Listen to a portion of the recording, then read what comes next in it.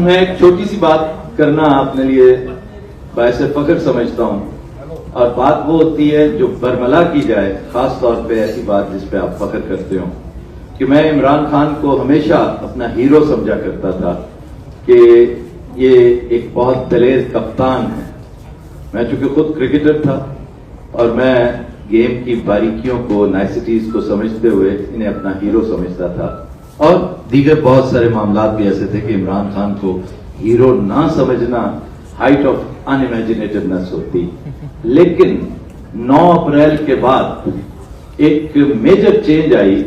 میری سوچ میں، میرے انداز میں، اور میں نے دل و جان سے عمران خان کو اپنا لیڈر قبول کیا۔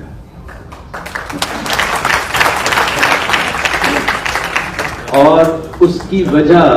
یہ نہیں کہ عمران خان کے پیچھے 85-90% لوگ لگے ہیں اور عمران دن رات اپنی سٹرگل جاری کیے ہوئے ہیں۔ ایک لفظ، اللہ تعالیٰ اپنے پسندیدہ لوگوں کو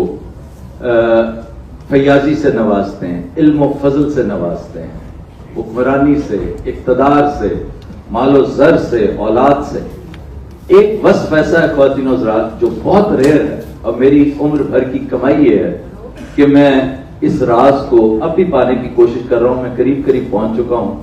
کہ اللہ تعالیٰ جس سے بہت خوش ہوتا ہے اسے بہادری کا وصف عطا کرتا ہے، اسے بہادر بناتا ہے۔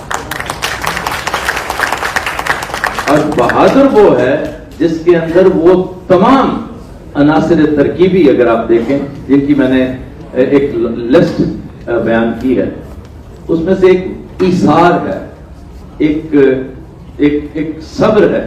استقامت ہے، وہ سب کچھ اللہ تعالیٰ نے عمران خان کو، اور کہتے ہیں کہ there is a time for everything۔ Imran کے لیے یہی وہ وقت تھا، انہیں بیسٹ ٹائم اللہ تعالیٰ نے ٹائم لائن پہ جو رکھا تھا وہ یہی تھا کہ اسی ٹائم پہ پاکستان کو اشد ضرورت جس ایک شخص کی، ایک پہاڑ صفت شخص کی،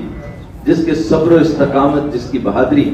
کسی تعارف کی محتاج نہیں، جو کسی سے نہیں ڈرتا ماں سوائے اللہ تعالیٰ کی ذات کے، عشق رسول سے سرشار ہے، اس کی ایک ایک بات میں، اس کی ایک ایک موو میں خوف خدا بھی ہے، کہیں تکبر۔ حالانکہ جس ٹائڈ پہ آج عمران خان سوار ہے وہ کسی کا دماغ خراب کرنے کے لیے کافی ہے، لیکن مجھے اس بات پہ بہت اطمینان بھی ہے، فخر بھی ہے کہ ہمارا لیڈر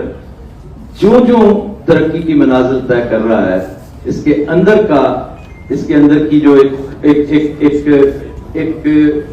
ایک ذات سے متعلق معاملہ ہے، وہ اتنا ہی زمین میں دھستا چلا جا رہا ہے۔ میں انہی نیک تمناؤں کے ساتھ عمران خان صاحب کا استقبال بھی کر رہا ہوں، اور